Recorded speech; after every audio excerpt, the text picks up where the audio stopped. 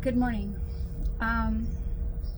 This video is about a trend that I'm seeing between the divine masculine and the divine feminine that is extremely concerning. We have in this awakening a realization that the roles that the men and women have been conditioned through the third dimensional illusion of what was supposed to be considered normal. We are coming into the awakening that none of it was normal, none of it was healthy, none of it was balanced.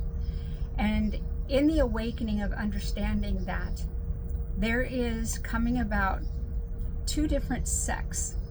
We have the ones that are coming into awakening that are maybe not always gracefully, but trying to be graceful in allowing what no longer served them to fall away, which means relationships that were based on that control mechanism that we have all thought was normal and we lived under.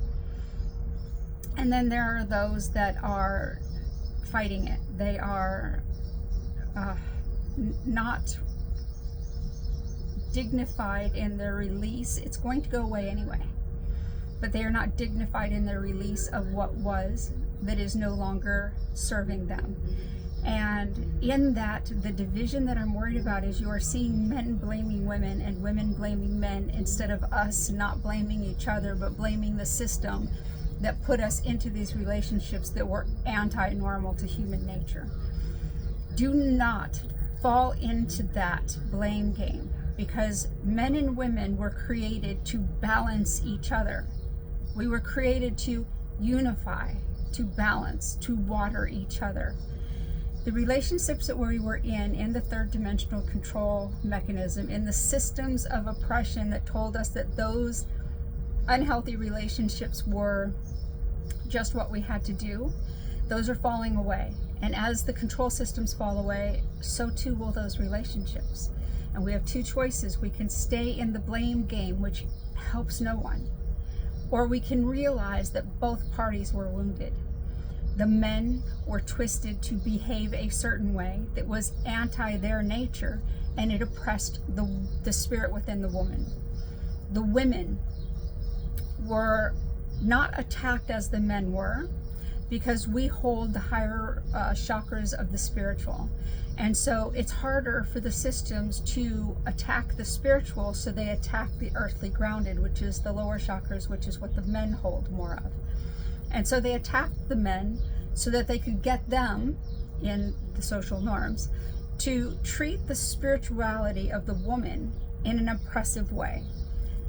Very clever and very insidious, because they knew that we, being the spiritual, loving, nurturing, and forgiving beings that we are, living in the higher chakras, that we would, if we couldn't see it happening, we would allow this to happen, because they knew we would hold space for our men.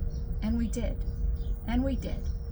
And we put up with a lot we should not have put up with. But we allowed it, because we continued to hold space even though we were unhappy in those relationships. And so we, through our silence, conformed. And when you are silent, that is an acceptance. And we did that. So we did it to ourselves, and they did it to them. And basically, they did it to all of us. So instead of coming into the awakening and understand that what was did not serve anyone, if it needs to fall away, try to do it with grace and dignity, understanding that there are going to be many nights of tears. But also know that those tears are cleansing, and that they are necessary for you to move past that stage of wounded, and both sexes were wounded. The divine masculine was attacked, and so they attacked the divine feminine. The divine feminine withdrew, and the divine masculine felt even more unsupported. We were both blind to what was going on. So we need to move with dignity out of what was, because if you don't move away from what does not serve you, I don't care how many years you have invested in it, if it's not serving you, it will never serve you. If it's not watering you, it will never water you. So let it fall away, cry it out, go beyond it, and know that the divine feminine is moving into her power now, and the divine masculine cannot take up their role of support. This morning I had a channeling, and it was a beautiful way they put it. I wrote it down if you want to go to Instagram and look at it, but it's the men are the stones that surround the fire of the Spirit. The men are the stones that surround the fire of the Spirit. And I love camping, so this really hit home with me. What we have to understand is the men are the solid earth creatures, the ones that surround in a protective embrace of the fire of the Spirit within the divine feminine. They cannot see their roles until the divine feminine comes back into her fullness of that fire of Spirit. And then we light the way for all of us.